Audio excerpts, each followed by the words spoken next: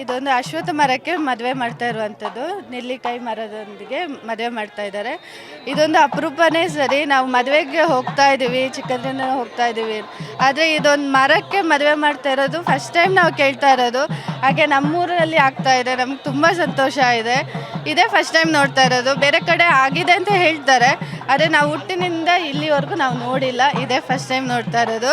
ಒಂದು ಮದುವೆ ಎಲ್ಲರೂ ಸೇರಿ ಮಾಡ್ತಾ ಇದ್ದೀವಿ. ನಮ್ಮ ಸಂಘನೂ ಇದೆ ಇಲ್ಲಿ, ಎಲ್ಲ ಜನತೆ ಎಲ್ಲರೂ ಸೇರಿ ನಮ್ಮ ವಿಲೇಜ್ ಎಲ್ಲರೂ ಒಗ್ಗೂಟಾಗಿ ಮಾಡ್ತಾ ಇದ್ದಾರೆ. ಇದೊಂದು ಅಪರೂಪದ ಗ್ರಾಮ ಅಂತಲೇ ಹೇಳಬೇಕು. ತುಂಬ ಖುಷಿಯಾಗಿದೆ ನಮಗೆ ಇಲ್ಲಿ ಸೇರಿ ಎಲ್ಲರೂ ಮಾಡ್ತಾ ಇರೋದು. ಒಂದು ಮದುವೆಗಿಂತ ಏನೂ ಕಮ್ಮಿ ಇಲ್ಲ, ಅದಕ್ಕಿಂತ ಜಾಸ್ತಿನೇ ಆಗ್ತಾ ಇದೆ. ಯಾಕಂದರೆ ಎಲ್ಲರೂ ಸೇರಿ ಮಾಡ್ತಾ ಇದ್ದೀವಿ ನಾವು, ಅದರಿಂದಾಗಿ ತುಂಬ ಖುಷಿ ಇದೆ ನಮಗೆ. ಮತ್ತು ಎಲ್ಲ ಪೂಜೆನೂ ನಡೀತಾ ಇರೋದ್ರಿಂದ ನಮ್ಮ ಗ್ರಾಮ ಕೂಡ ಇನ್ನೂ ಅಭಿವೃದ್ಧಿ ಹೊಂದುತ್ತೆ ಅಂತ ನಮಗೆ ಭರವಸೆ ಇದೆ. ಎಲ್ಲರೂ ಬರ್ತಾರೆ, ನಮ್ಮವರವರು ಮತ್ತು ನೆಂಟರು ಬರ್ತಾ ಇದ್ದಾರೆ.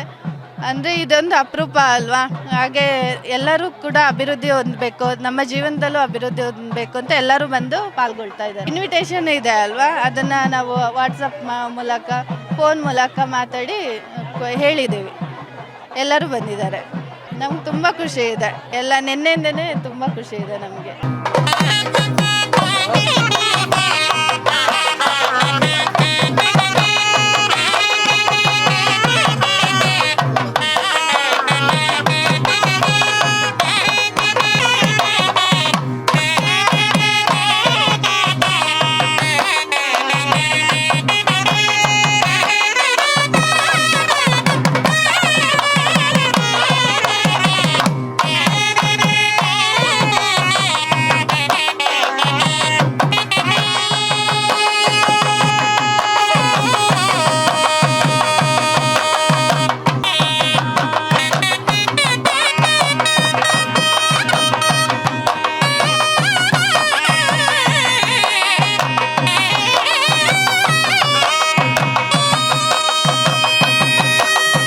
ಯುವ ಸಂಘವನ್ನು ಪ್ರಾರಂಭ ಮಾಡಿದೆವು.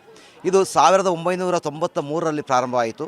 ಇದರ ದಶಮಾನೋತ್ಸವದ ಸವಿನೆನಪಿಗಾಗಿ ನಮ್ಮ ಹಿರಿಯ ಅರ್ಚಕರಾಗಿರ್ತಕ್ಕಂತಹ, ನಮ್ಮ ಮಾರ್ಗದರ್ಶಕರು ಸಲಹೆಗಾರರಾಗಿರ್ತಕ್ಕಂತಹ ದಿವಂಗತ ಉಳಿತಾಳ ರಂಗನಾಥರವರ ಒಂದು ಕೋರಿಕೆ ಮೇರೆಗೆ, ಅವರ ನಿರ್ದೇಶನದ ಮೇರೆಗೆ, ಅವರು ನೀಡಿದ ಸಲಹೆಯ ಮೇರೆಗೆ ನಾವು ಒಂದು ಅಶ್ವತ್ಥ ವೃಕ್ಷವನ್ನು, ಗಿಡವನ್ನು ನಾವು ಇಲ್ಲಿ ನೆಟ್ಟೆವು. 1993ರಲ್ಲಿ ಸಂಘ ಪ್ರಾರಂಭವಾಗಿ 10ನೇ ವರ್ಷಕ್ಕೆ, ಅಂದರೆ 2003ರಲ್ಲಿ ಈ ಒಂದು ಗಿಡವನ್ನು ಇಲ್ಲಿ ನಾವು ನೆಟ್ಟೆವು.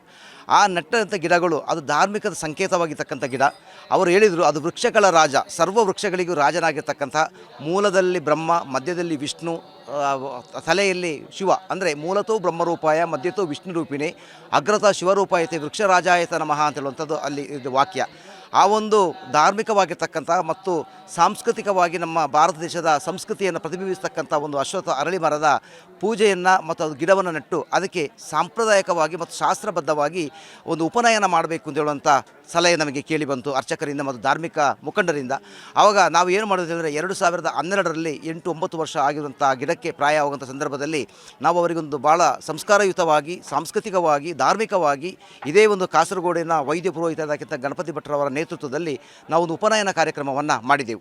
ಈಗ ಅದಕ್ಕೊಂದು ವಿವಾಹದ ಸಮಯ ಬಂದಿದೆ. 21 ವರ್ಷ, 22 ವರ್ಷ, 20 ವರ್ಷ ನಂತರ ಅದಕ್ಕೊಂದು ವಿವಾಹವನ್ನು ಮಾಡಬೇಕು ಅಂತ ಹೇಳುವಂಥ ಒಂದು ಧಾರ್ಮಿಕರ ಸೂಚನೆ ಮೇರೆಗೆ ಮತ್ತು ನಮಗೆ ಮೊದಲೇ ತಿಳಿದಂಥ ಮೇರೆಗೆ ನಾವೇನು ಮಾಡಿದ್ದೇವೆ, ಈಗ ಈ ಒಂದು ವಿವಾಹ ಕಾರ್ಯವನ್ನು ಮಾಡ್ತಾಯಿದ್ದೇವೆ.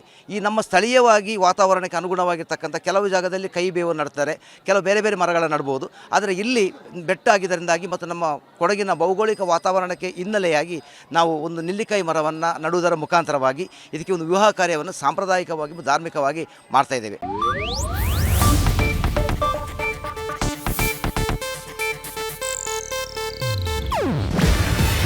ಇದು ಏಷ್ಯಾನೆಟ್ ನ್ಯೂಸ್ ನೆಟ್ವರ್ಕ್ ಪ್ರಸ್ತುತಿ. ನೀವು ನೋಡ್ತಿದ್ದೀರಾ ಏಷ್ಯಾನೆಟ್ ಸುವರ್ಣ ನ್ಯೂಸ್.